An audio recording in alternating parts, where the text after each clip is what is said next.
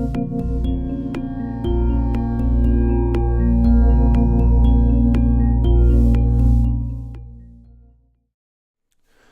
everybody, Justin from Stillness in the Storm here. Today I wanted to talk to you about something, I'm not even really sure what to call it. I use the term mind hacking for emotional well-being and a better way of life. But really it's just learning about how your consciousness works and then how to use those tools, like recognizing that this is how we work so that we can direct our lives in accordance with that. So obviously, to kind of put a grand context to this, if life is a game, then in order to play the game the best, in order to beat the game or to complete the game, we need to play by the rules. That's generally the way it works. You play a video game. In order to advance in the video game, it's because you're accepting this is the reality, this is the course that was laid out in the video game. And in order to advance, that's what I have to do. And life is very similar. It's been said that life is a dream, that we are all individual instances of the Creator.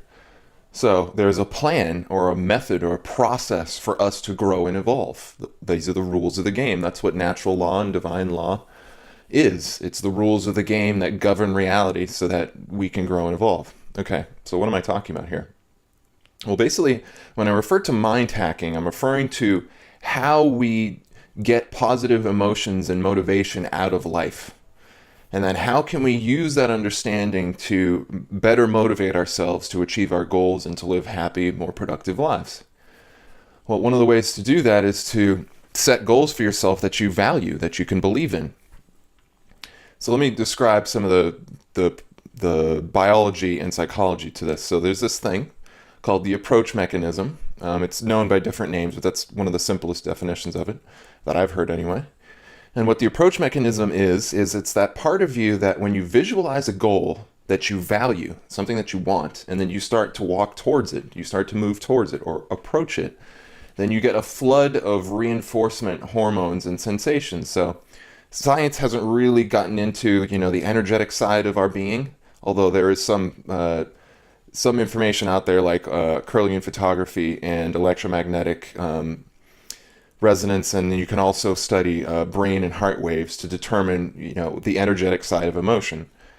But we do have a pretty good understanding of the biochemical side of emotion. So when you're moving towards a goal that you value, you start to feel good. One of the reasons you feel good is you have a release of reinforcement hormones and neurotransmitters. So for example, you have endorphins. That's the opiate that dulls our nerves so that we're not in constant pain, because otherwise we'd be in pain all the time, but also makes us feel good. So when we have an orgasm, when we eat food that makes us feel good, when we're like scratch our back, anything that makes you feel good in some way, shape, or form incorporates the feel-good hormone, which is endorphins. The other hormone that is released when you're moving towards a goal is dopamine. Dopamine actually reinforces or helps strengthen neural connections between neurons. And then serotonin is another one. And then depending on if we're doing this with other people or if we have a type of fraternal consciousness, we might actually have oxytocin, which is usually the love hormone, it's called. Well, all of that helps reinforce the neural connections that we're building as a result of what we're doing. So, for example, if our goal is to play an instrument, well, it takes a lot of work and dedication. So usually what happens is that you might hear a song that you want to play, and then you'll listen to that song, and then you'll either try to play it by ear, or you'll get the music for it, like the actual music theory with the notation, or maybe you'll use tablature, which is for guitar players, or maybe you'll go to a chord sheet and you'll actually see the chords and the lyrics laid out. Well, when you start to play it, the act of starting usually will make you feel pretty good, even though you're not playing it perfectly. And now there's some secondary issues that can come about, well, you expected to play something quickly and it took you longer. So now that expectation is kind of throwing off your reward. But let's say, just for simple sake of argument, that you go to play this song and after an hour you have a basic idea of what the song is and you're fairly proficient with the chord changes. Well, if once you get to that point, you're going to feel pretty good because you set this goal for yourself. You had to do a lot of work to get there, so all these steps. And then once you've walked up those steps, now you're kind of at this level of development. You're not at the goal yet, but you've made a big stride. And when you make that big stride, You feel good. You're like, oh man, I'm starting to get this. Same thing with learning something. You know, almost everybody who's watching this has probably had some type of educational experience where they were being educated in school, and maybe there was something that was really frustrating, like maybe you were trying to learn your math tables back in the day when you know first, second, third grade, and it was like a struggle. And then one day everything just clicked, and it started to become much easier. Well, in that moment, when you start to feel like you're making progress, when you actually recognize that you're moving forward, then you get that flood of dopamine, that flood of serotonin, and that flood of endorphins. And that makes you feel good. It's an intrinsic motivator. So if your goal is something that you personally value, you're not doing it because somebody else told you, but you find value in it, then that's what's called an intrinsic goal. And those are the things that give us the most bang for our buck when we talk about motivation. Okay, so that's what the approach mechanism is. And well, now we have to talk about values. So how do we know that we're going to set our goals for? How do we know what kind of goals we're going to set for ourselves? Well, we're going to set goals that reflect our values. If we value altruism, then we're going to set goals for ourselves that flesh out or give life to that value of altruism. And without getting too deep into values, because that is a fairly deep conversation, these are abstract things. So altruism, the idea that we want to help other people, is abstract. It's not specific. Okay, so an example to describe the difference between abstract and specific things, you could take an example of somebody feeding the hungry. That's one example of altruism. You could take an example of one person sharing the truth to another person. That's an example of altruism. The specific things themselves have varied, but there's a theme there. And that theme is the expression of the value of altruism. So when we talk about like the order of manifestation, we have first our values, okay? Then we have desires. Then we have a plan of action to realize those desires. Then we have performance, where we're actually doing the thing that our plan of action calls for. And then we have the result, okay? So how do we use all that information to do this mind hacking thing I'm talking about to live for a prosperous life? Well, first of all, what's important to recognize is that unless you've taken time to consciously think about what your values are, like what you really care about, your values are likely extrinsic. They're coming from outside of you. They're imposed or enforced on you. So a really good example of that is, let's say you were younger, your parents wanted you to clean your room, right? Well, unless they spent the time explaining to you why cleaning a room was a good idea, so unless they spent the time trying to present a case or an argument for you to understand at a personal intrinsic level why cleaning a room was a good idea, you're probably not doing it for your own reason. I know I didn't when I was a kid. The reason I cleaned my room as a kid because I didn't want to get punished. So what a punishment is it's an extrinsic motivator. You're not doing the cleaning of your room because you value it. You're doing the cleaning of your room because you don't want to get punished. And you don't want to get punished because you don't want to lose some aspect of your value of your life, some quality of life thing. So for example, the punishment could be being grounded, and you're going to lose access to, I don't know, TV, your phone, video games, friends, going outside, things like this, things that you value. So in this instance, the extrinsic motivator is the avoidance of something we don't value. And that's also important when we talk about our motivational value system, which I'll get into in a minute here. But getting back to values and extrinsic values, what the challenge is to take something that has been extrinsic and make it intrinsic. And that requires philosophy. You actually have to think. You have to sit and contemplate and say, wait, why is cleaning my room a good idea? Well, cleaning your room helps motivate you because it cleans your energy field. That's true. It has been proven that people who spend a little bit of time cleaning their room and maintaining the aesthetic of their physical surrounding, their sacred space, where they spend a lot of time, they tend to feel better. And I know for a fact that this is the case because I do it, but also there's research to help verify it. So there are reasons, good reasons to a case can be made for why cleaning a room is a good idea. So that's the homework that you want to do. First, you want to start off here at your values. Your values are the thing that motivate you. Your values determine your desires. So your values are highly generalized, okay, and abstract. Your desires are more specific. So if you want to be altruistic, Well, the specific way to live that altruism value out is to create a specific desire to be altruistic, like maybe giving money to a homeless person. Although, we could certainly debate whether or not that's altruism or not. But my point in here is that it's specified. So most of us, because of the way we're raised by our parents, using behaviorism techniques, and how we're indoctrinated in society, which is also heavily behavioristic, we're not given an opportunity to really make our values intrinsic. We're told that things are valuable. So a really good example of this is music. There's lots of music out there that, I remember when I was younger, I was hearing a lot of pop music, and I'm like, why is that people like this? I just couldn't understand why people liked it. And I would ask my friends, why do you like this music that's on MTV or whatnot? And they didn't really have an answer. They mainly liked it because everybody else liked it. So it's this kind of like echo chamber of culture. That's what the extrinsic values can tend to do, is because everybody else is doing it, then you might want to do it too.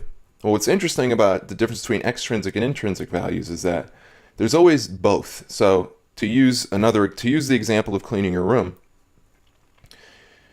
you want to clean your room partially because your father told you. So there's that extrinsic value. Your father's saying, clean your room. Why are you cleaning your room? Well, you don't know why, but your father said it, or your mother said it. And because they told you, and there's something there, that you're going to want to do what they said. So that's an extrinsic value. But the flip side, the internal part of that, is you want to avoid punishment. So the thing that makes it intrinsic for you, what you value, is not being punished. And because you value not being punished, that is what you're going to internally motivate yourself towards. Okay, so now that I've described that insofar as values, what we want to do for this mind hacking thing is we want to take our values and make sure that they're all in agreement with each other. Okay, so we want to take something that is extrinsic and think about it. So for example, let's say that you value going and hanging out with your friends every Friday night. Well, why do you value going and hanging out with your friends every night? Maybe you've never sat down and thought about why. Well, likely it's because you want to have fellowship. You want to be around other people. Maybe you value how they treat you, so they respect you. They listen to your ideas. They don't make fun of you or something like that.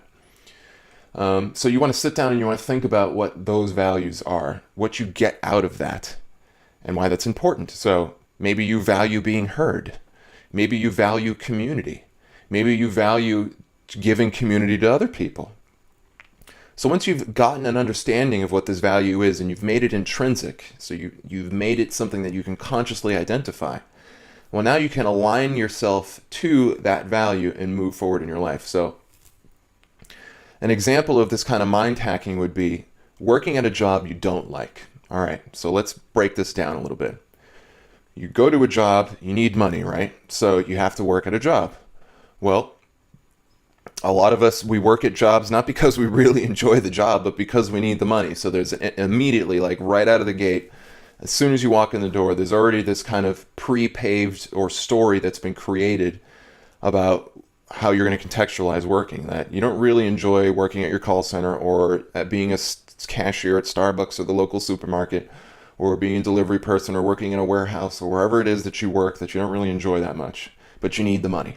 Okay, so what you really value is the money. Why do you value the money? You value the money because it empowers you to do things in your life. Okay. Well, let's say that you have a spiritual value, and this is what the importance of spiritual values is spiritual values are values that are good for everybody and that will encourage your growth and your well-being in life. So the more you can align your value system to what spiritual values are, the more you're going to be able to take all these crazy circumstances in your life, change how you're thinking about them, so do the mind hacking that I've been talking about here, and then actually feel good about going to work, actually feel good about doing things that we may not enjoy, like cleaning the house or having to face the fact that we were wrong about something and having to apologize. You can actually feel good about this. It can seem like it literally creates a good feeling, like you're moving towards a goal. So in order to make this switch, in order to do the mind hacking, what we have to do is we have to take something we don't necessarily value or enjoy, like working at a job, ask ourselves, well, why do I go to this job? Okay, so what are the intrinsic reasons that you go to this job? They're probably because you need money. and you need money because you value going out on the weekends, or you value food, or you value shelter, okay? All right. Well, assuming money isn't in the equation, because that's kind of a reward, so it's an extrinsic value because it's not implicit. So, for example, when you're working at your job, at the call center or at your warehouse, the activity that you're doing right then and there is not directly related to the money that you're going to get a couple weeks down the line when you get your paycheck. So what motivates you in that moment? Well, that's the trick. The trick is to take your motivation, or to take that activity and find a way to merge your spiritual values that you have with it into your desires for yourself and your performance of the plan of action that you're using to get there. So for example, if you value soul growth, if you value finding the truth, if you value gaining mental discipline and self-mastery and what has been called ascension or self-empowerment, then what you're going to want to do is find a reason to love your job. So for example, you could be working at a job in a call center and you have the opportunity to talk to a lot of people. Well, if you value altruism, then by actually taking the time to genuinely care about the other person and allowing that to come through in your manner of expression, you'll be much more jovial and uplifting when you speak to people. So I don't know if anybody's ever heard this, but it has been said that simply smiling to somebody can completely brighten their day. Even if they had like one smile that was like only like a few seconds long that they experienced, that tiny little event can be enough to shift the way that they think about the rest of their day and actually provide a lot of positivity. So if you value altruism, if you've taken the time to align yourself to spiritual values, then now you can find a desire to be altruistic on the phone.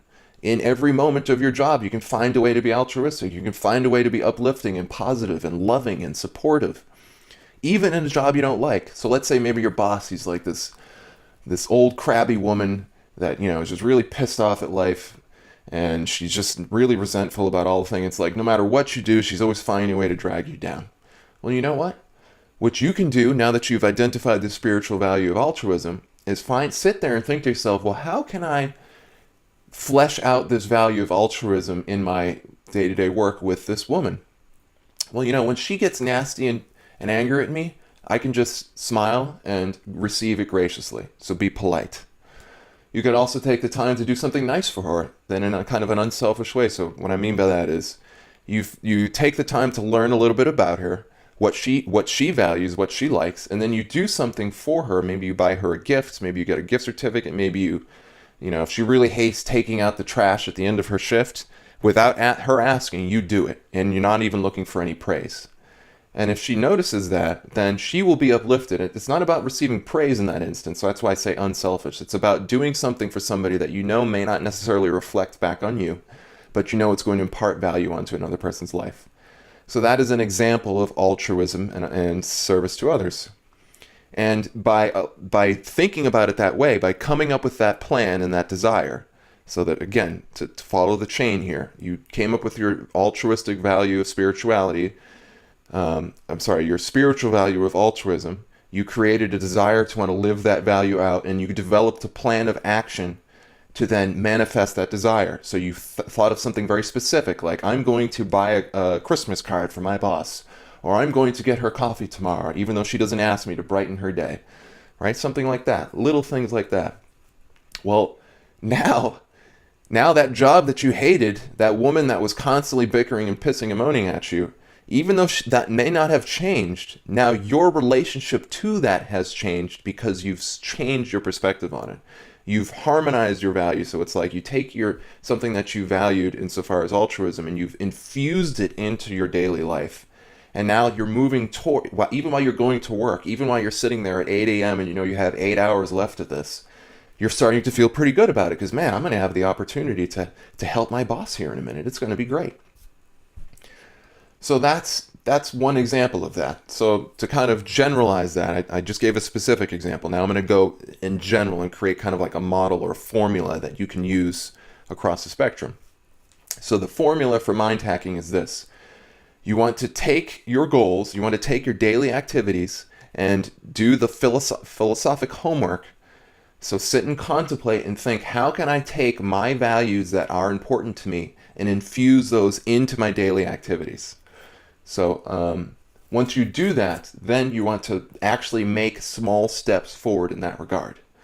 So it's not enough to just visualize this and then just put it on your bookshelf. You actually want to do something with it. And that's why I would suggest doing something relatively small. So if you have this like really great value of wanting to service others, your desire should be realistic. Like if the way that you manifest that desire is, or the way you think that you want to manifest it is, well, I want to create a global foundation that helps all 7 billion people on the planet live better lives. Well, man, that's a really big goal. That's going to take a lot of work and a lot of energy, and you may not manifest it. So you want to start off small, okay? And as you get more proficient with this, certainly, and as you develop practical knowledge and wisdom, you can certainly make big, grandiose desires. But with the approach mechanism, you always want to have incremental desires, okay? So once you've visualized or you've made contact with some spiritual value, you create a desire that allows that value to be fleshed out, and then you create a plan of action that allows you to manifest that desire, and then you act on it, you perform on it, and then you reflect on how did that make you feel, okay? And that's really the trick. That is it. If you can do this, and I would start off fairly small, start off with something that is rather mundane. So let's say, for example, that you don't like washing the dishes. Well, sit there and think for a minute. Well, how can I think about washing the dishes so that it manifests my value, something that I value? Well, again, if you value spiritual concepts and you're living with other people, well, being service to others is another great way to express that value. Now, again, you don't want to be a doormat where you're always doing the dishes for somebody and they're never living up to their end of the bargain. But the point I'm getting at here is that you can, if you absolutely can't stand washing dishes, then think about it like this. Well, by washing dishes, you're helping yourself, but you're also helping somebody in the house. And because you value helping other people, that's going to be valuable for you. So the overarching formula is that you take your spiritual values, you follow the cause of progression, and then you move towards that. And the more that you can consciously invoke your value system as you're doing the thing, the easier it's going to be to feel motivated to doing it. So obviously, if you've done all this great mental homework, like on Saturday, and then on Tuesday you're going into your job and it's like you completely forgot about everything, that's not really going to help you. So you got to bring that consciousness into your work. Okay? So this is where meditation and contemplation is really helpful.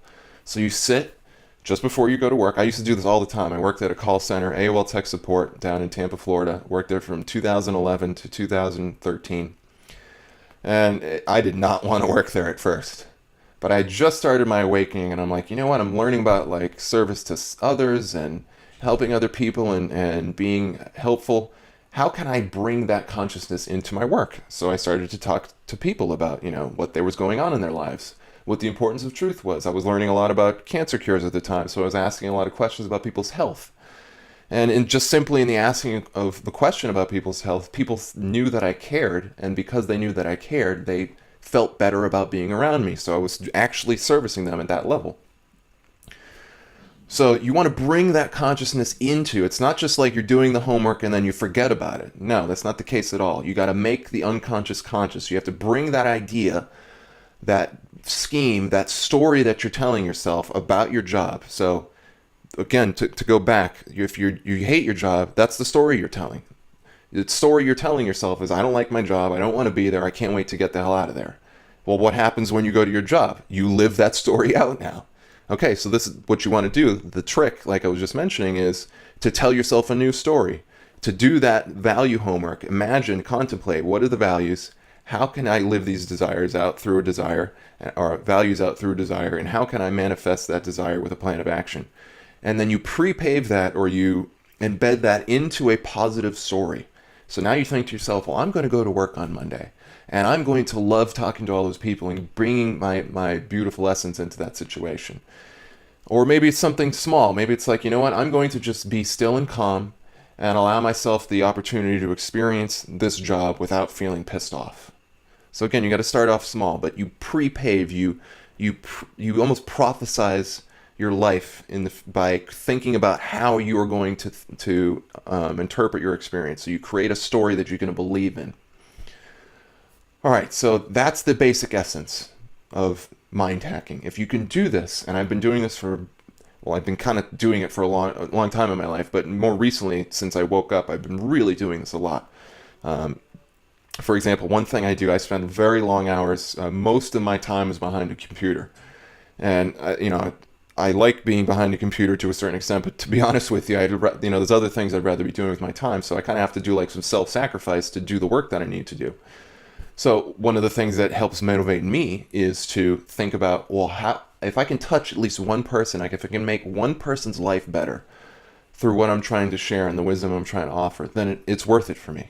It is valuable. So in that little limerick that I just gave you, I created a story that I can believe in that allows me to feel good about approaching that value. All right, well, the other side to this, and I'm sorry for the length of this video, but I really want to make sure I'm clearly articulating this method here, is that when you approach something you value, you feel good. Now, what's interesting is that anytime you do the reverse, if you approach something you don't value, it makes you feel bad. That's why when you go to work at a job that you don't like, that you tell yourself a story that I don't like this, you don't feel good. Okay? So, for example, let's say that you're busy and you have to leave work and you got to get home, and because there's all this stuff to do. Like maybe you have like a birthday party for your son or a significant other or a friend, and you got all this stuff to do, prepare for that, and you just don't have any free time. Well, you pull up onto the on-ramp of the highway. It normally takes you 20 minutes, and you look, and there's like bumper-to-bumper traffic, and you're like, oh my God, I'm not going to get home in time. It's going to take me an hour to get home. What am I going to do? Well, now again, the value or the plan of action that you've created, that story for yourself, is getting home in time so you can go to this party. Well, now there's a block there, something that you didn't anticipate. An unexpected event happens, and now it throws you off, and now you're moving away from your value because you told yourself in your plan that you were going to get there in 20 minutes time. Okay, well, how do you deal with this situation? Well, when your plans get derailed, okay, the first of all, the preparation for creating a plan is being open to reality, or creating an open-ended plan. So in other words, you create a plan for yourself, but then you also sit to yourself while you're thinking about that plan, and you say, well, you know what? If it doesn't happen this way, that's okay. Okay, and you kind of leave some room for error, because let's face it, you don't know everything. You don't know every single detail of what's going to happen in the future. You plan for the best. You plan as much as you possibly can, but you have to keep your mind open to some things that you're just not going to anticipate. So that's very important. So you precondition your plans by leaving that kind of out for yourself.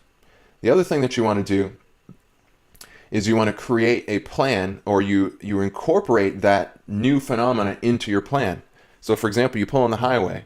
Well, now you've got a choice, right? Are you going to rant and rave and bitch and moan about the fact that you're not going to get home in time? Is that going to help you get home faster? Nope. Is it going to help motivate you once you get home to have a happy and productive day? Probably not. You're probably going to be pissy and upset for the rest of the day. So how do you accept the reality? How do you become gracious for this new opportunity? Well, again, if you have a spiritual value system, then humility is something that's really valuable for a spiritual person. So humility is the virtue or the aspect of us that allows us to accept that we don't know it all, and be open and receptive to the reality that's around us, the truth that's around us. And in this case, the fact that you aren't going to get home as quickly as you thought. Okay, so you can take a moment as you just pulled up into traffic, and you go and you edit your plan, and you sit carefully. I mean, you may not be able to meditate on the highway, but if you can, take a moment to get still in your own space, and then bring that idea of being in traffic into your plan. Actually work it in, and find a way to make it something valuable for yourself. Well, I'm not going to get there in time, but this will give me an opportunity to listen to that podcast I really wanted to listen to. Or maybe this will give me an opportunity to sit and think about some other issues that I wanted to sit and think about. Or it'll give me an opportunity to let go of my plans, because you're like a super planner, so you like your plans really rigid. And this opportunity is now allowing you to let yourself go a little bit, so you don't have to have your plans rigid. So there's numerous reasons and justifications you can have for bringing in that spiritual value into this new situation that has come in. Okay, so that's the other side. So we have, when we move towards something we value, a goal that we want, we feel good. It literally enhances our neurochemical structures. We grow new brain cells, and then new connections get formed in those brain cells. That's literally what happens. Okay, and it feels good when we do that. It balances our heart and our mind energy, so we experience more bliss, more happiness. That's when we're approaching a goal. Now, the flip side is true as well. When we are moving away from a goal that we don't value, or let me say it a little more clearly, we're moving away from something we don't value, that also motivates us. So, for example, if let's say that you just came home and you go into your house and all of a sudden you smell smoke, you're like, what is that? And you see that, holy crap, the room across from your kitchen is like ablaze on fire. Well, you don't want to be there, do you? So you run the hell out of there. And although it doesn't feel good to know that your house is on fire, you feel better leaving the house than you did when you were inside the house.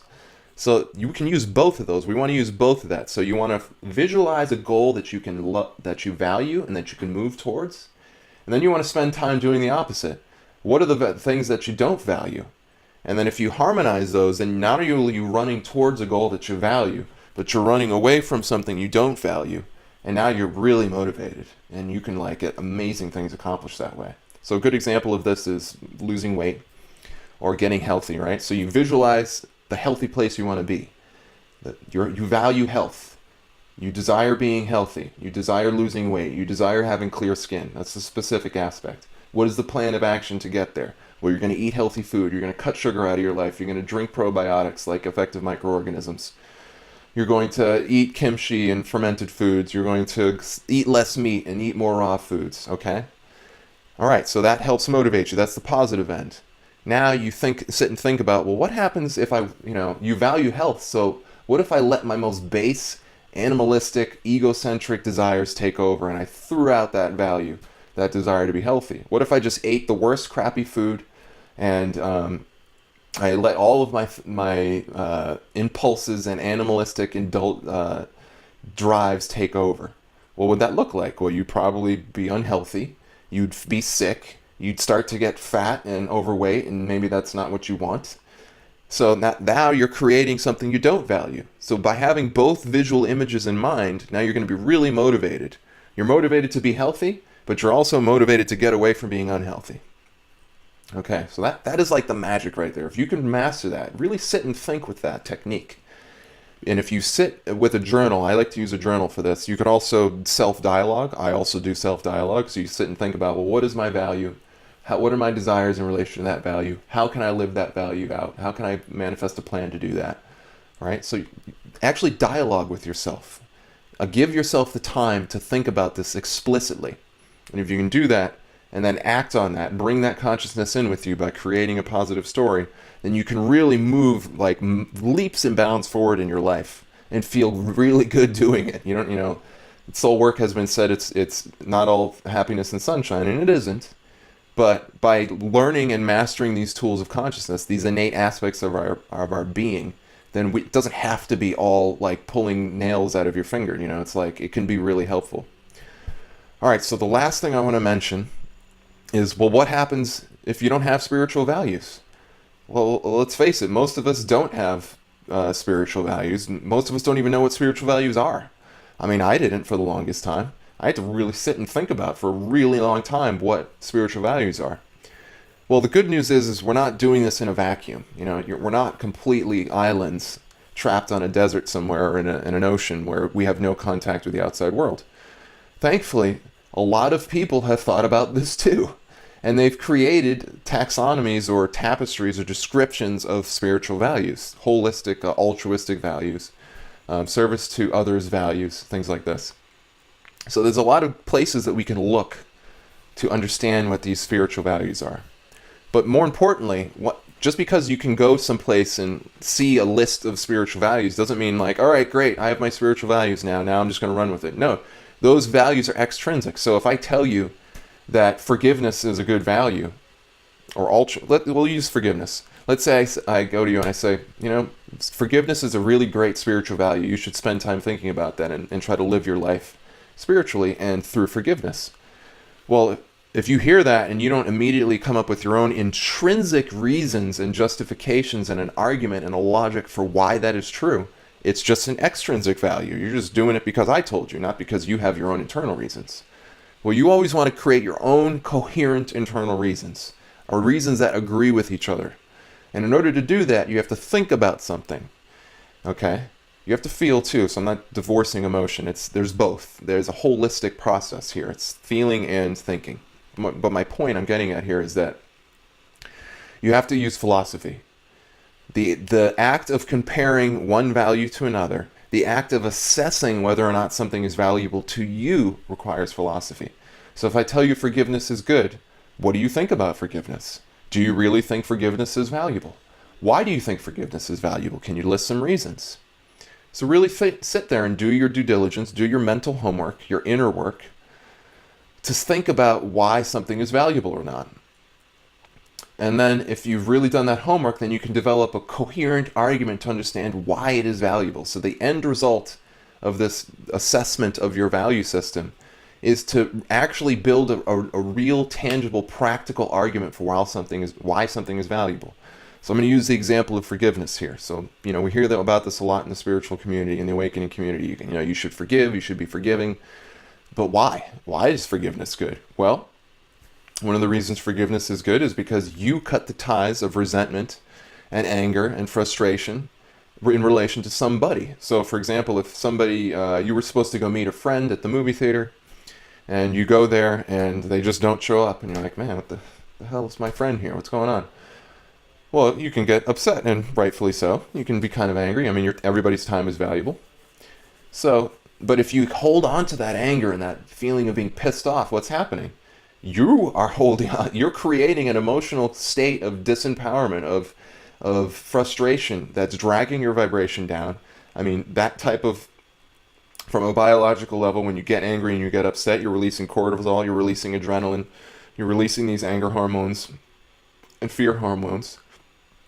And that's having a negative effect on your body. I mean, cortisol and adrenaline are deleterious. They're hormones that sacrifice the future for the present. So you're like having to face some problem, and that stresses you out. Are you able to think clearly and concisely about the future when you're dealing with some threat in the moment? No, if you're pissed off at your friend, what's happening? You're probably venting about your friend, like, Jesus, he always does this, and you're going through this whole venting cycle. So, and then you're devaluing your relationship with your friend by staying in that consciousness. So by forgiving, you let go. Your friend's actions cease to have control over you in that moment where you forgive and you let go. Okay? And that reharmonizes the brain and heart. It releases the opposite spectrum of stress hormones. So you get acceptance, you get dopamine, serotonin, and oxytocin. You can actually have releases of oxytocin even though the person isn't physically present, although if you're physically able to forgive them and even hug them, well, that's even better because you're going to get even more release at that point. But the point is that there's, as far as quality of life, you are going to get more quality of life if you learn how to forgive than if you try to hold on to grudges. So just from a selfish reason alone, there's a good argument to be made. And once you've made a good argument, and when I say argument, I'm not talking about fighting people. I'm talking about creating a logical story that allows you to believe in the thing at a practical level and at an idealistic level. So that's why forgiveness is good. Another example I'm going to give real quick is when we talk about building a case for things is health. So for example, we might be addicted to sugar. Hey, I'll be the first one to admit, sugar is something that I enjoy. I'm moving away from it, and I have moved away from it for the most part of my life, but I'll be the first one to tell you, like, if somebody threw a piece of, strawberry shortcake in my face, oh my God, I would absolutely adore it. It would be delicious. But let's say that, I'm trying to become healthy. Well, how do I take something that I already value, like sugar, and transfer my motivation to something like a low-sugar diet? Well, I have to build a case for why a low-sugar diet is beneficial. And the same basic example I'm going to give here, which is a quality of life. There's this thing, I believe it's in Taoism, It's a saying from Taoism. Don't quote me on that, but it's called bitter practice. Oh no, sorry, sweet mind, sweet practice, bitter mind, bitter practice, sweet mind. And what that is describing is that when you satiate yourself on and indulge yourself in physical pleasures, like food, for example, like high sugary foods, yeah, you feel good for the moment. Like your mouth feels good, but it tends to pull you out of a state of coherent consciousness. And what actually happens from biochemical level, when you eat sugar, you get a huge burst of dopamine, but then that spikes down. And then you get insulin usually afterwards, depending on how intense the sugar is. So now you have a lull of sugar. So now you go from feeling really good, you have the insulin being released so that you can start to deposit that sugar as fat. Then the blood starts to get sugar starts to get pulled out of your blood. So then your energy levels falling down, and now you actually have like a funky kind of like post-sugar hangover, for lack of a better term, in relation to eating that sugary thing. So there's a case that to be made about avoiding sugary foods. Now you may not get that really good boost to your motivation from eating a chocolate as you would doing yoga or doing meditation or doing exercise like push-ups. But that's a bitter practice. So in other words, to do push-ups or to do some type of physical activity, it takes work. You got to spend energy, and you have to like really push yourself. But if you push yourself hard enough, you'll have what's called the workout high. When you push your muscles to above their peak, so where you actually start to get strained, it's called peak fitness. A release of human growth hormone takes place. You get a release of dopamine, serotonin, and endorphins. So you actually start to build. So you're feeling a mental high, even though you've done something in your physical life that is a bitter practice.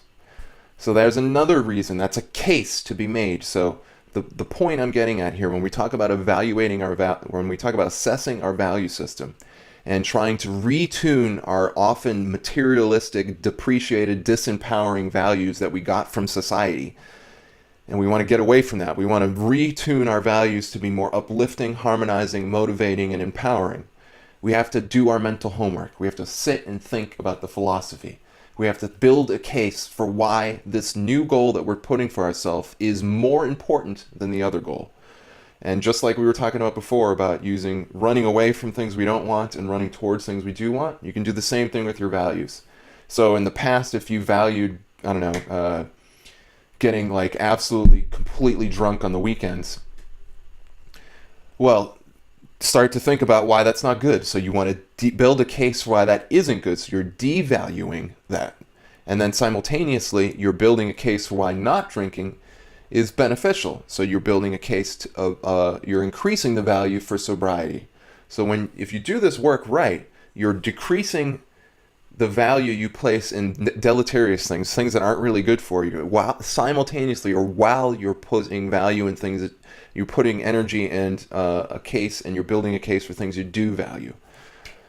And all of that is really important. So to kind of finish this rather long, I'm sorry for the length, video off, is that by learning these mind hacking tools, these consciousness hacking tools for a better life, we can start to taking little baby steps to make our quality of life better, so we can actually feel better about life. We can feel more motivated about life. We can even feel good about facing challenges, about learning that we were wrong, about learning about cures for cancer, about learning like crazy stuff like pedophilia and the corruption that happens in the world. We can actually feel good about this stuff. Not saying that we're feeling good about the craziness about learning about a victim. But when we build a spiritual case for pedophilia, for example, and I'll mention this just because I brought it up. So for example, what is the positive value about learning about pedophilia? Well, first of all, in order to stop a problem, we have to become aware of it. So becoming aware of the fact that these pedophilic tendencies are happening, that human traffic is happening, that politicians and world power players are involved in this. We can start to empower ourselves with the knowledge so that we can become players in stopping it. Okay. The other thing too is that now we can use that information and begin to disseminate that to other people so that we can help wake them up to the cause. And then the kind of transcendent value to that is the spiritual value in learning about pedophilia is the immense gratitude that you can feel for the soul that actually willingly incarnated into this life to go through that situation so that we can learn about it and the consciousness of the planet can shift. I mean, that is a kind of controversial perspective on it. In my assessment and my analysis of the situation, I have determined that all things in life have a spiritual component to them. Everything, nothing is wasted in experience. So there's a lot of crazy bad stuff that happens in the world, and we've kind of been led to believe that there's a waste. Like working at a job you don't like is a waste. That's not true in my opinion. I think that's not true at all. I think we have everything has the ability to impart value and growth in your life if you do the mental homework that I just described in this video. And gratitude for all of these souls that come in that allow these things to happen so that we can become conscious, so that we can change the status quo and we can become part of the shift. And to me, I mean, I'm going to start getting teary-eyed about it, because to me it's amazing. Like the amount of love that I feel from the souls that did that is just overwhelming. So that's another little example right there of the power of this consciousness hacking or mental hacking that I'm talking about. So thank you so much for listening. I always like to hear your feedback, so leave comments in the comment section or send me an email at sitsshow@gmail.com. I also like to hear about your suggestions for videos. I also want to let you know that we are going to be releasing more educational type content insofar as webinars and courses on Stillness in the Storm here in the future, so exciting developments there. And I greatly appreciate any of the support that you can offer through Patreon or PayPal, which you can look on in the comment section or in my website. And I also appreciate any of the ad clicks that you make. Any ads that you take an interest in, that you click, is a way to contribute to the work that I do here and that we do at Stillness in the Storm for free, because it doesn't cost you anything to click on an ad. And that's true for other people, other services too. Ads are one way that the alternative media funds itself, and that I do this on any type of video or website. I see an ad, I click on it so that I can support them and fund them. So we're all in this together. I hope you take these tools and use them. I know they've helped me in my life. I hope they help you in your life. Much love, and be blessed in this day. Take care.